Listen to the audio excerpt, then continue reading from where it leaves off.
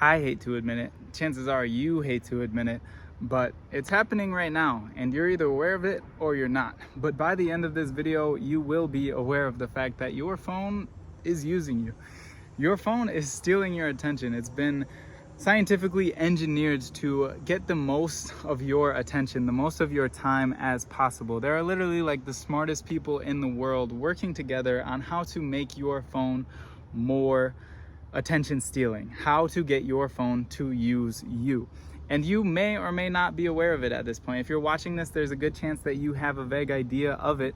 But in this video, I'm gonna go more in depth in helping you recognize how your phone is using you, why it's using you, the negative effects of this, and also how you can begin to use your phone as a tool so that it can stop using you and you can use it.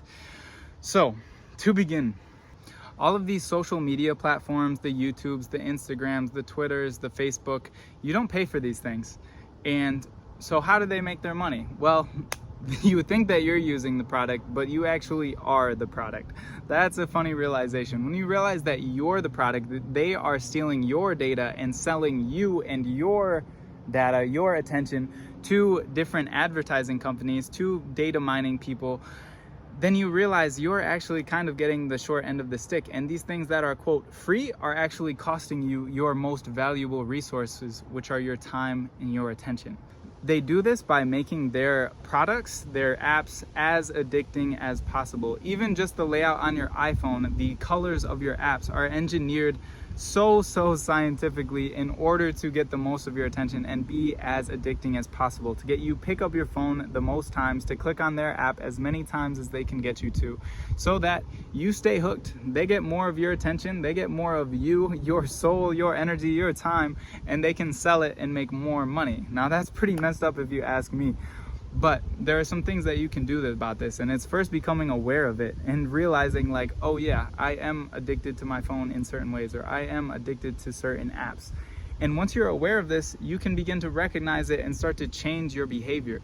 And I'll be honest, it's easier said than done. It's not like you're just gonna leave this video and say, oh, this guy said not to go on my phone too often. Now I'm good, I'm healed. No, it doesn't really work that way, because your brain is wired.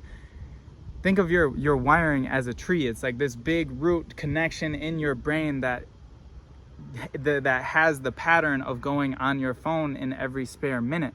And then the other part, the other connection in your brain that's, oh, put my phone down, go do something in the real world. It's like a small little sapling tree, just like super small.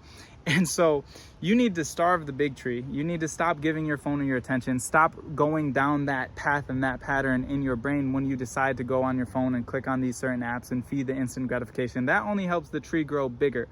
But when you decide not to do that, it starves the plant. It takes away its water. It takes away its sunlight. And you start to bring your attention over to putting the phone down, to making healthier choices, to picking up a book instead, to going outside instead.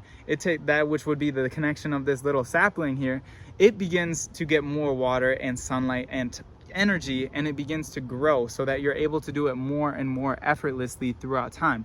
But this takes awareness, this takes time, and this takes energy. So you guys need to become aware of this, because by doing this, you will save yourself so much time, energy, and attention in the long run. It's just going to require a little bit more in the short term.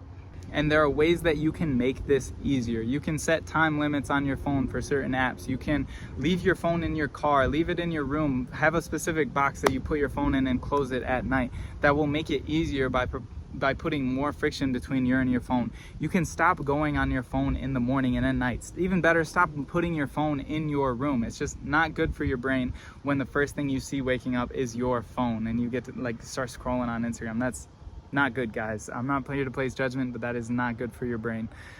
And probably the most important shift that takes place is beginning to change the way that you see yourself. Become someone who isn't addicted to social media. Become someone who uses their phone as a tool, someone who uses their phone intentionally as a tool, who only needs it when they actually need to go on it to do something, so that you're not someone who's always constantly distracted, someone who doesn't get their work done, someone who takes forever to get a single task accomplished because they can't focus on one thing for more than 5 minutes.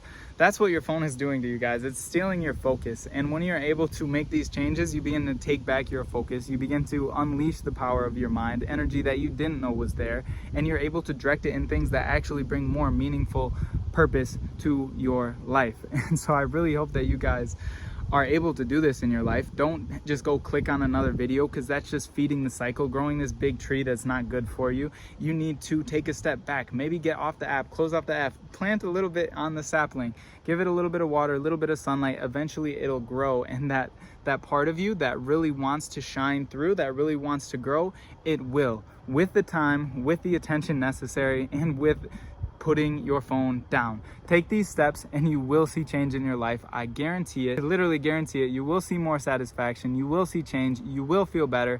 And when you do, come back, leave a comment down below, and then just delete YouTube as a whole, because you'll be better off for it. I appreciate you guys. See you in the next one.